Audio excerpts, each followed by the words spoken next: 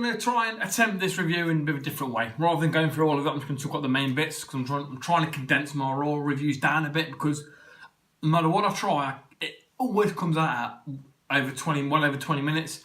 I want to condense it down to the SmackDown 10 to 15 minutes, no, less than 15 minutes, 12 minutes sort of time. And I realise that I've wasted a lot of time explaining this to you, but that's what I'm going to try and do going forward. We'll start off with the best part about the show, the second best part about the show, and that was the crowd. The crowd were fucking incredible. They were absolutely on point. It was easily on par with any Raw after WrestleMania crowd. I don't remember Canada being this rowdy before. It was just something that's always happened and I just always missed it, but they were fucking brilliant. The biggest thing that pissed me off though was the commentary team were, nipped it in the bud straight away, really sort of tried to nullify the crowd by saying just that this is a peculiar, extra rowdy crowd, a bit like they compared it to WrestleMania in the sense that at Mania they try and fob it off that the crowd cheer the bad guys and boo the good guys and all that fucking bollocks. But I'm just like, just shut up, don't acknowledge it, just let them have a good time. Just say that, this is a good, just acknowledge it, it's a good crowd because they're seeing a great show. You're not got to fucking try and sugarcoat it because the good guys aren't getting the cheers. We all know who they're aiming at when they say the good guys, fucking Roman Reigns. But anyway, speaking of Roman Reigns, he was first to come out and he said that he should have won the Universal title, which he should have done. And WWE have done as best they could. One of the referees has tweeted saying that it was his mistake and he was concerned about the competitors in the ring and all that fucking bollocks. Because they've tried to, go over they tried to sugarcoat the fact that Brock legitimately won. But it's like, no, these rules that both feet got to the floor have stood for like 20 plus years or whatever it is. So like, we'll just do this way then. So that's why. He came out and did the whole spiel of, I'm not going to make an excuse, blah, blah, blah. And then Joe appears on the fucking Titantron, does like with the backstage promo he'd already done. And fucking, once again, as always, Joe absolutely kills it.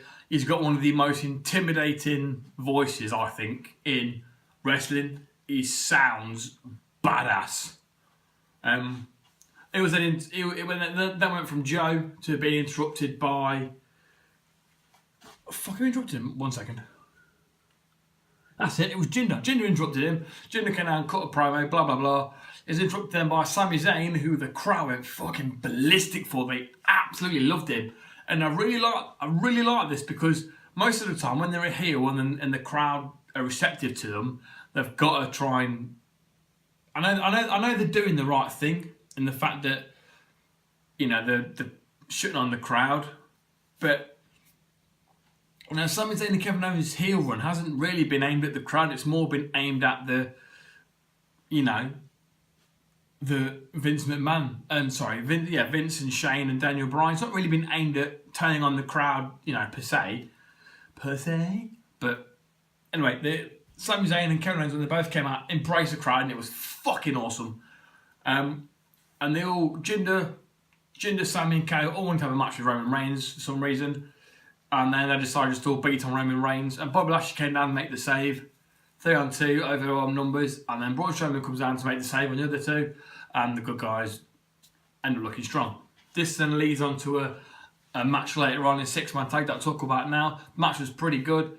The faces got the win. Braun, Lashley and Roman got the win. For me, what the fuck are they doing with Bobby Lashley? Honestly. And Braun Strowman? Now, really? Because Lashley, apart from him destroying Elias on his return or whatever, Lashley's been in nothing but tag matches, and it gets announced later on that Braun Strowman and Lashley will team up to take on to take on KO and Sami, which is a match we saw weeks ago anyway, so I don't really understand. There's not really a rivalry there at all. It's just so fucking, I'm just throwing together like it doesn't make any sense at all. Why are they just having Lashley in just these fucking random tag matches is beyond me. They're not building to him at all. They're just chucking him out there and it doesn't make any sense. Anyway. Next we had just an interesting note.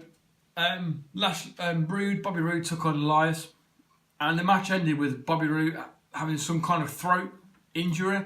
I don't think it's a legit injury at all because he was on the outside of the apron and he ran into the turnbuckle. You know, we got the post and then the ropes. He got that metal adjusting bit. I don't know what the fuck it's called.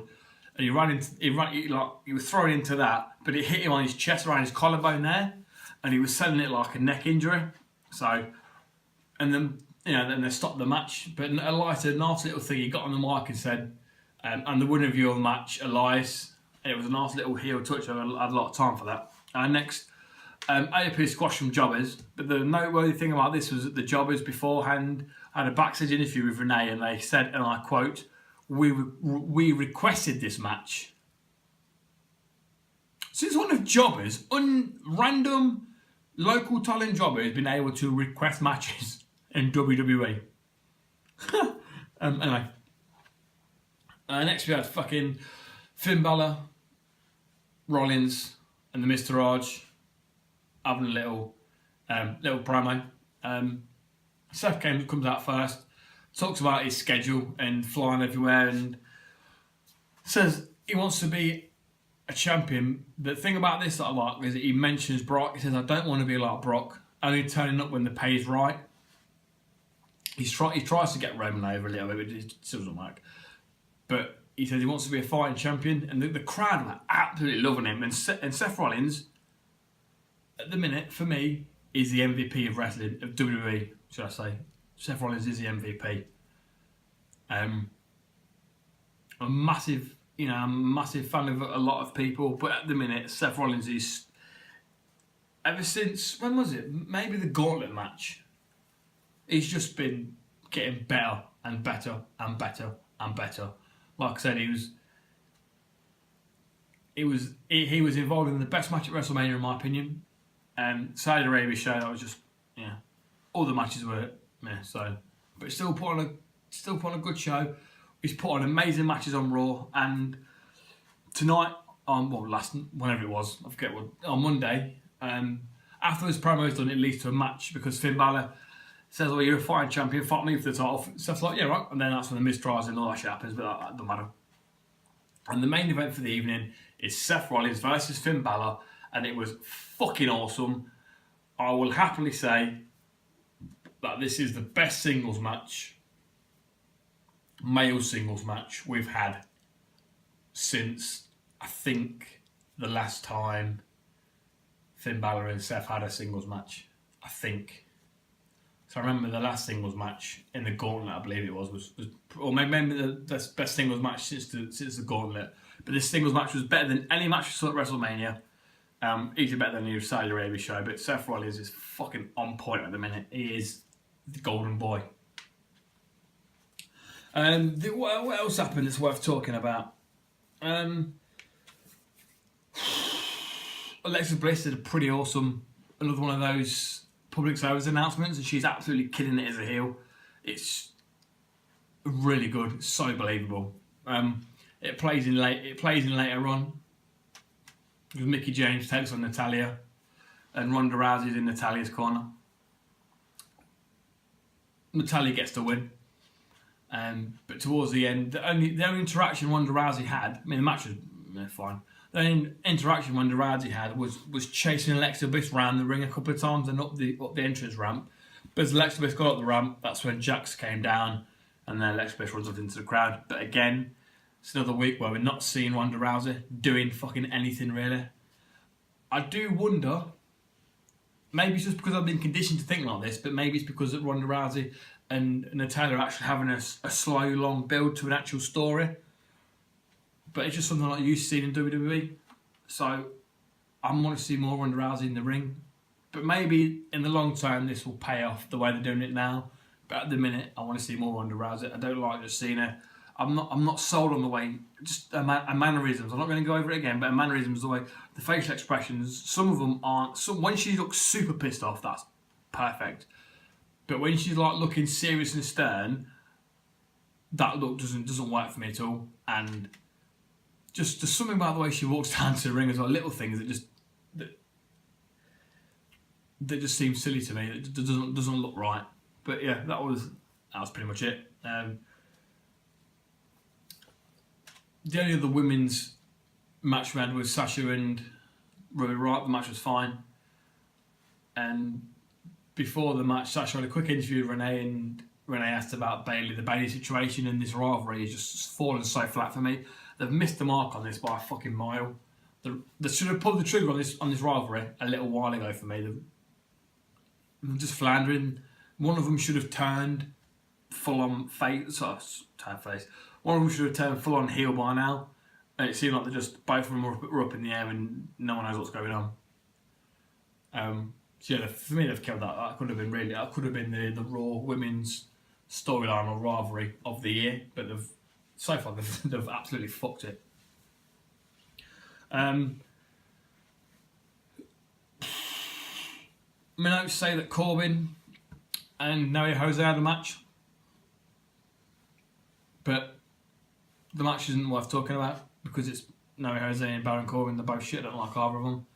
The only thing worth note was Titus O'Neil before the match had an interview where he acknowledged the slide, and he initially says, "Well, Renee, it was all part of it." He's like pausing, goes, "No, I fucked up. I slipped. I fell over," and he starts laughing about it. And it's fun. And then Baron Corbin gives him some shit. In the Baron Corbin and Jose match, Titus O'Neil comes down to the ring and he's walking down the entrance ramp. Like Apollo Crews and Denbrook stop him and they clear the floor and make sure it's all safe for him. And he should employ health and safety from LCW. He takes ridiculously over-exaggerated steps really slowly to make sure he's nice and safe. And he gets onto the ring, onto the apron, and he does like such a cartoon-esque, slip on a banana peel sort of thing, and hits the apron and falls down. That distracts Corbin, and then Jose gets the win. But yeah, the match is Corbin and Jose, but Titus O'Neil's bit was pretty good. As long as you slip on the apron, they will sell that as an on purpose slip. If they try and sell that as a real slip, then they have a fucking way with themselves. But that was pretty much Raw. I've not gone over all of it because some of it's just not really worth talking about. I'm trying to condense these videos down. I realise this one might be the same length of the normal videos because I'm trying to explain why I'm doing it, so bear with me. But Seth Rollins is the MVP of WWE at the minute. Easy man. AJ Styles, probably a close second, but I think for me, the fact that we've had a couple of AJ Styles matches that haven't really lived up to what we thought that we would be getting, like Saudi Arabia, double counter at WrestleMania. I'm looking forward to Backlash. I'm hoping at this time at Backlash they can fucking give us something. But at the minute, Seth Rollins, at least retain his title from The Miz, which I think he's probably going to do, and just let him have some fucking beast matches on Monday Night Raw. It'd be interesting. I think Finn and Seth got some awesome chemistry in the ring. I'd like to see a few more of them together. But I mean, how deep the roster is on Raw? There's plenty of people that think that Seth can go up against. And it seems as Brock Lesnar's staying and as Universal Champion, Seth Rollins is going to be the main event. He's going to be the man on the show while Brock isn't there, which is absolutely perfect because, like I said, Seth is diamond. Right. I hope you enjoyed the show. Leave a comment and all that fucking bollocks. Goodbye.